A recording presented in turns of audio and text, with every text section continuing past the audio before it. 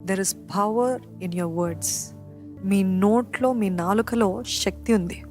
మీరేమి పలుకుతున్నారో అది చాలా జాగ్రత్తగా ఉండండి. మనం పలికే మాటల్లో ఎంతో మనుషుల్ని ఇరగొట్టేస్తుంది కదా, మనుషుల్ని బాధపరిచేస్తుంది, మనుషుల్ని గాయపరుస్తుంది.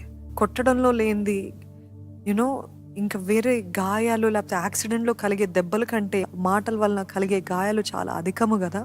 అదే రీతిగా మన జీవితాల్లో కూడా మనం ఎన్నైనా చేయనివ్వండి, మనం ఎంతైనా సాధిద్దాం, ఎంతైనా చేసిన తర్వాత కూడా మన సంభాషణలో, మన మాటల్లో ఉప్పు లేనట్లయితే, అంటే రుచి లేనట్లయితే, కైండ్నెస్ లేనట్లయితే, దయ లేనట్లయితే అంతా కూడా వ్యర్థమే.